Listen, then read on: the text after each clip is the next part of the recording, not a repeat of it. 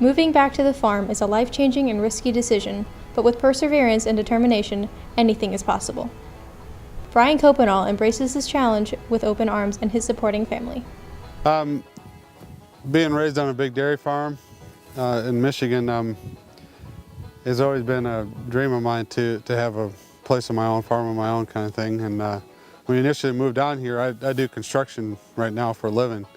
And being close by to where I primarily did all my work made the most sense.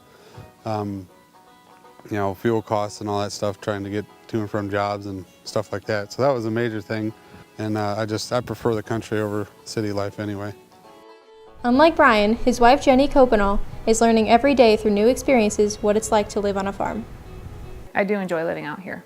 And there's a lot more opportunity for the kids to learn more about raising animals and growing crops. So there's more opportunity out here for them. I still do a lot of the same things that I did before. I still work as a nurse and we homeschool our kids.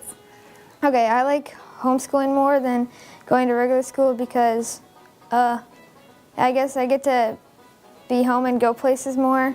I also take care of a disabled lady, but living out here, I feel like some of the responsibilities have gotten greater because we're going to be putting in a big garden, which I've never even done before. So I have a lot to learn about that. And now that we have all the cows, I'm learning about that. And when we have the calves and they need to be bottle fed, we're out there in the morning and in the afternoon. Soon we should be getting some pigs and chickens. So there's just a lot to learn that I'm stealing some knowledge from my husband who was actually raised on a farm. So he's teaching me a lot and we're learning from other people that have done this before as well. Braden, their son, misses the city, but enjoys the change of a different style of living. We have 7 cows. My favorite one's Blue. You can tell because he has this, like, it's all white and he has this little mark right here that's black. And I like him the most. He was our second cow. We got 2 at the start. I don't know, I just like him the most. I think he weighs like 350 pounds. And then the other cows, Black, he was the other first one. He weighs like 400 pounds. Then we have Boxer, Chief, and all the other ones. They're like 2 months younger, I think. And we got them later, but we don't feed them with a bottle now. But we used to like put the bottle in their mouth and feed them milk replacer. And in the morning, we don't have a barn yet, and so we'd have to go out and separate the cows every time before we fed them, and because the big ones still wanted it, but they couldn't get the milk. And yeah, I like the cows. This is Blue. He's my favorite. That's the black mark I was talking about on his head.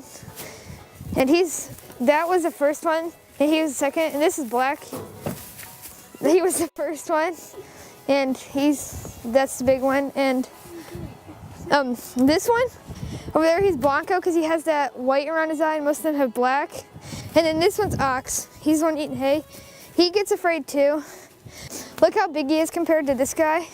He was born at like the same time, but he's just way bigger compared to Chief. Or Boxer. Yeah, that's Boxer. He's like 2 rings of black around his eye.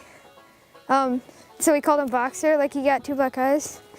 And Chief, he's smaller, and he has like an Indian arrowhead on his head. So we called him Chief. Yeah, that's our cows. We might get more sometime. Despite all the struggles they have faced, Brian and his family continue to overcome all odds. They are excited for future developments on their farm and look forward to the upcoming years.